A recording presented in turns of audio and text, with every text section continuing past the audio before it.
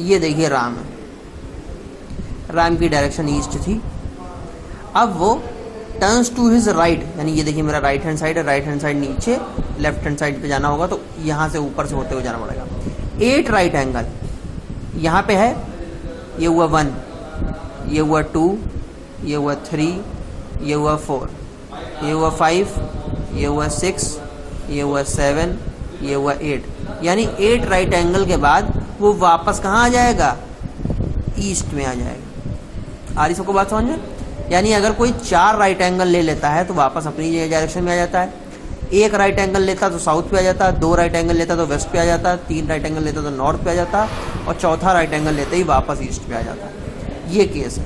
Question number A1, both the hour and the minute hand of the clock are at 3। आप सब लोगों ने 3:15 बजे बजते हुए देखा है कि जो आर एंड है और जो मिनट हैंड है वो दोनों 3 पे है। What would you call the angle formed when one of the hand of the clock is rotated clockwise by 3 right angles, while the other hand remains at 3? यानी 3 बजे वाली जो सुई थी वो तो आपकी ऐसे ही रही, और जो दूसरी मिनट हैंड वाली थी वो 3 बार राइट एंगल। देखिए, एक राइट एंगल ऐसे होता है 6 पे, एक राइट एंगल 9 पे, और एक राइट एंगल 12 पे। 3 राइट एंगल हो गए। तो आप क्या बताएंगे, कितना what would you call the angle formed? Angle कब हुआ? जो एक 3 पे थी और एक 12 पे थी, तो एंगल जो फॉर्म हुआ वो 90 डिग्री हो गया। देख लीजिए घड़ी, ये 3, ये 6, ये 9, ये 12 ऐसे घड़ी थी। 3:03 पे ये भी घड़ी यहाँ पे थी और ये दूसरी वाली भी यहीं पे थी। जो मिनट वाली थी वो 1 राइट एंगल यानी यहाँ पहुँची, 2 राइट एंगल यानी यहाँ पहुँच गई, 3 राइट एंगल यानी यहाँ पहुँच गई। यानी ये और ये हमारे राइट एंगल बच गए। यहाँ पे हमारा 90 डिग्री का एंगल बन जाएगा। क्वेश्चन नंबर A1 समझ में आ गया सभी को? एक क्वेश्चन और बचा है। ये आपके सामने डायग्राम है। इस पॉइंट को बाहर से, इसको बाहर से इस पॉइंट को B वर्टेक्स बोलेंगे, और अंदर से जो बन रहा होगा उसको एंगल बोलेंगे।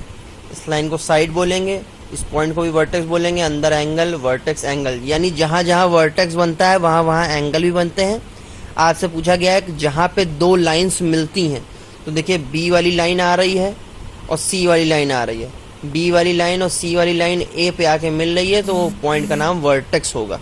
ठीक है, बाहर की साइड। अंदर की साइड पूछे तो एंगल होगा। ठीक है, ये जितनी इन्फॉर्मेशन यहाँ दे रखी है ये सब आपको ध्यान से पढ़ना पड़ेगा। अभी देखिए, इसमें देखिए A point, B point, C point, ये सब वर्टेक्स हैं। ठीक है, A से लेके B तक आर्म है या साइड है, A से लेकर C तक भी साइड है। P और S ट्रायंगल के अंदर हैं, इनको इंटीरियर पॉइंट बोला जाएगा। Q बाहर है, एक्सटीरियर पॉइंट बोला जाएगा। ऐसे ही क्वाड्रिलेटरल 4 साइड वाला फिगर होता है। एडजेसेंट साइड का मतलब होता है अगल बगल वाली साइड, यानी अगल बगल में लिया जाए तो AB और AD ये अगल बगल है, जबकि AB और CD आमने सामने है। आमने सामने वाला अपोजिट, अगल बगल वाला एडजेसेंट। ये सारे पॉइंट दिमाग में रखिए। ये देखिए हमारा क्वाड्रिलेटरल है PQRS। अब देखिए, name the pairs of adjacent side. Adjacent का मतलब अगल बगल, यानी आप लिख सकते हैं SR RQ, ये अगल बगल है। RQ QP, ये भी अगल बगल है। QP PS, ये भी अगल बगल है। PS SR, ये भी अगल बगल है। ठीक है, ये हो गई एडजेसेंट साइड। अपोजिट साइड, तो SR के सामने PQ है तो SR PQ अपोजिट हुई। ऐसे ही SP RQ भी अपोजिट हुई। ये दोनों अपोजिट, ये दोनों अपोजिट। ठीक है, name the pair of adjacent angle, अगल बगल वाले एंगल, यानी S और P अगल बगल है, S और R अगल बगल है, R और Q अगल बगल है, Q और P अगल बगल है। ठीक है, अपोजिट एंगल तो P के अपोजिट R, ये दोनों P और R अपोजिट हैं, और S और Q अपोजिट है। ठीक है, एडजेसेंट में कोई 2 या 3 नहीं होते हैं, सारे ही होते हैं। यानी आप PQ भी लिखेंगे, फिर QR भी लिखेंगे, ये दोनों अगल बगल हैं। फिर QR और RS भी लिखेंगे, वो दोनों अगल बगल हैं। ऐसे करके खूब सारे हो जाते हैं। ठीक है, ये आपका क्वेश्चन नंबर K2 था। कोई दिक्कत इसमें नहीं होनी चाहिए, केवल आपको नाम लिखना है, सॉल्व नहीं करना है, केवल नाम लिखना है। तो पहले देखिए हम लोगों ने ये वाली लाइन खींची थी, तो ट्रायंगल बना था, ट्रायंगल ADB ट्रायंगल बना था, और ट्रायंगल DBC बना था। ठीक है, और जब ये वाली लाइन खींच दी तो ट्रायंगल बना ABC और ADC, ये दो ट्रायंगल बने। ठीक है, पहले वाले डायगोनल का नाम अगर लिखेंगे तो DB आएगा। DB वाला जब डायगोनल खींचा था तो ये बना था ट्रायंगल और ये बना था ट्रायंगल, वो यहाँ लिख दिया। उसके बाद हमने AC वाला डायगोनल खींचा तो ये ट्रायंगल बने। यहाँ पे जाके क्वेश्चन फिनिश होगा। ये लिख देना, ये डायगोनल 1 और ये डायगोनल 2, उससे ये ट्रायंगल बना, ये ट्रायंगल बना, ये ट्रायंगल बना, ये ट्रायंगल बना। अंडरस्टैंड? क्वेश्चन नंबर S1 देखिए, there are 2 diagonals in a quadrilateral. एक क्वाड्रिलेटरल में 2 डायगोनल्स हैं। Each diagonal divide the quadrilateral into 2 unique triangle, यानी हर डायगोनल एक क्वाड्रिलेटरल को 2 यूनिक ट्रायंगल में डिवाइड कर देता है। Verify this statement by drawing a quadrilateral and it's diagonals. तो हम लोग क्या कर रहे हैं, एक क्वाड्रिलेटरल बनाएंगे। ये मान लीजिए हमारा क्वाड्रिलेटरल है, इसका नाम दे दिया A, B, C और D। हर डायगोनल 2 यूनिक ट्रायंगल में बदल जाता है। यानी अगर हमने एक डायगोनल ये देखिए खींच दिया, यूनिक बोल रहा है। यूनिक का मतलब एक ट्रायंगल और दूसरा ट्रायंगल सेम नहीं होगा, अलग अलग होंगे दोनों अपने में ही अलग अलग। एक खींचने से ये बन गया और दूसरा ये खींच दिया तो ये अलग अलग 2 बन गए। यानी पहले से ये बना था और ये बना था, दूसरे से ये बना है और ये बना है। ठीक है, इसमें चाहे तो आप लिख सकते हैं पहले कौन कौन सा ट्रायंगल बना था और दूसरा कौन कौन सा ट्रायंगल बना था, वो अगली वीडियो में बताता हूँ। बोला गया है PQRS को क्या हम PRQS कह सकते हैं कि नहीं?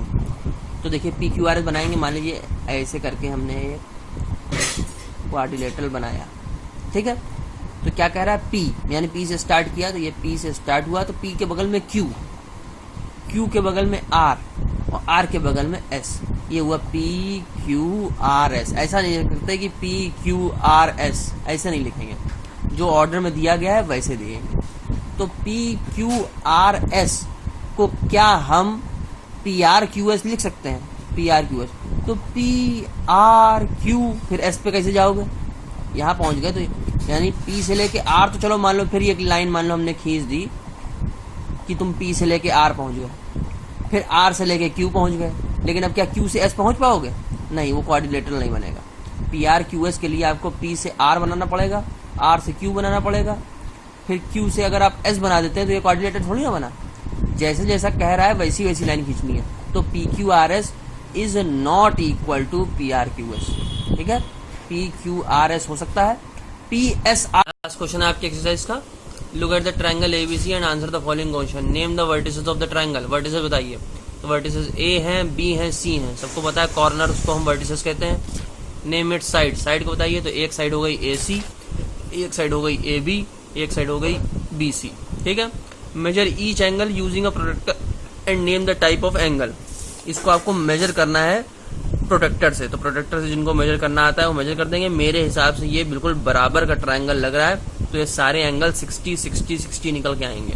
बाकी आप लोगों के पास प्रोटेक्टर है, उससे आप जज कर लीजिए, मेजर कर लीजिए। अगर सारे एंगल्स इक्वल हैं तो आप बोलेंगे ये इक्विलेटरल ट्रायंगल है। अगर 2 इक्वल हैं, एक अलग है, तो आप बोलेंगे आइसोसेलेस ट्रायंगल। और तीनों अगर अलग अलग हैं तो आप बोलेंगे स्केलीन ट्रायंगल। 3 नाम मैंने बताए हैं। सारे एंगल्स इक्वल तो इक्विलेटरल, इक्विलेटरल। अगर सारे एंगल्स कैसे हैं? सेम है। अगर कोई 2 एंगल सेम है तो आप बोलेंगे आइसोसेलेस। और अगर तीनों एंगल डिफरेंट हैं तो आप बोलेंगे स्केलीन। ठीक है, ये 3 टाइप के एंगल्स होते हैं। लास्ट क्वेश्चन है आपके एक्सरसाइज का। Look at the triangle ABC and answer the following question. Name the vertices of the triangle. Vertices बताइए। तो वर्टिसेस A हैं, B हैं, C हैं, सबको पता है। कॉर्नर उसको हम वर्टिसेस कहते हैं। Name it side. साइड को बताइए। तो एक साइड हो गई AC, एक साइड हो गई AB, एक साइड हो गई BC। ठीक है, measure each angle using a protractor and name the type of angle. इसको आपको मेजर करना है प्रोटेक्टर से। तो प्रोटेक्टर से जिनको मेजर करना आता है वो मेजर कर देंगे। मेरे हिसाब से ये बिल्कुल बराबर का ट्रायंगल लग रहा है, तो ये सारे एंगल 60 60 60 निकल के आएंगे। बाकी आप लोगों के पास प्रोटेक्टर है, उससे आप जज कर लीजिए, मेजर कर लीजिए। अगर सारे एंगल्स इक्वल हैं तो आप बोलेंगे ये इक्विलेटरल ट्रायंगल है। अगर दो इक्वल हैं एक अलग है तो आप बोलेंगे आइसोसेलीस ट्रायंगल। और तीनों अगर अलग अलग हैं तो आप बोलेंगे स्केलीन ट्रायंगल। 3 नाम मैंने बताए हैं। सारे एंगल्स इक्वल तो इक्विलेटरल, इक्विलेटरल अगर सारे एंगल्स कैसे हैं, सेम है। अगर कोई दो एंगल सेम है तो आप बोलेंगे आइसोसेलीस। और अगर तीनों एंगल डिफरेंट हैं तो आप बोलेंगे स्केलीन। ठीक है, ये 3 टाइप के एंगल्स होते हैं। जनरल इंफॉर्मेशन है कि जब भी आप कोई ट्रायंगल बनाएंगे, ठीक है, कोई ट्रायंगल बनाएंगे तो उसके ये वाले एंगल, ये एंगल और ये एंगल, तीनों एंगल का सम कितना होगा, 180 डिग्री। ऐसे ही अगर आप कोई भी 4 साइडेड फिगर बनाएंगे, वो चाहे स्क्वायर हो, चाहे रेक्टेंगल हो या कुछ और हो, उसके सारे एंगल्स का जब आप सम निकालेंगे तो ये आएगा 360। उसके बाद होता है 5 साइड वाला पेंटागन। पेंटागन का अगर आप सारे सबका सम निकालेंगे तो आएगा 540। ठीक है, ऐसे ही धीमे धीमे 180 प्लस करते जाएंगे। जैसे जैसे एक साइड प्लस होगी वैसे ही 180 डिग्री प्लस हो जाएगा। ठीक है, तो ये देखिए पूछ रहा है find the number of polygon. इसमें आप देखिए एक ट्रायंगल तो ये है छोटा सा PMN।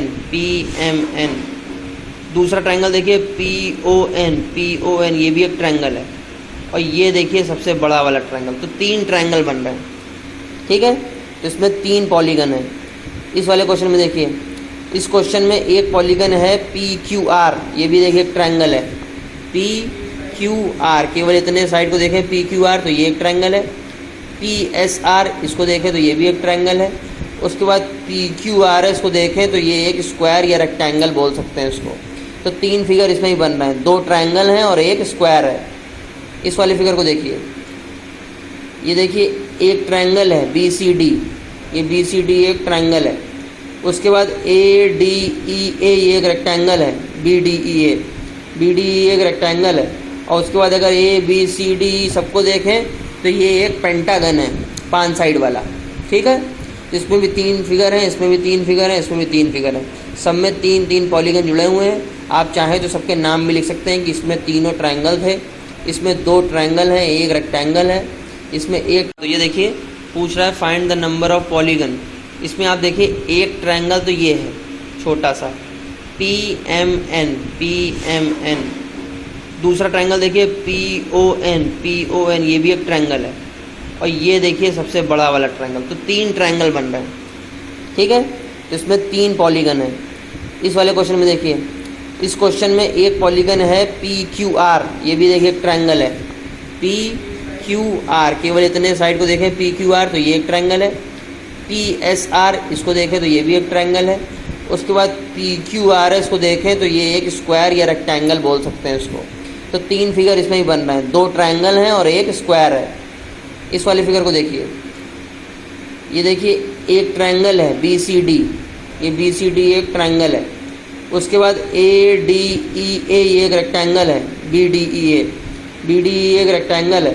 और उसके बाद अगर ABCD सबको देखें तो ये एक पेंटागन है 5 साइड वाला।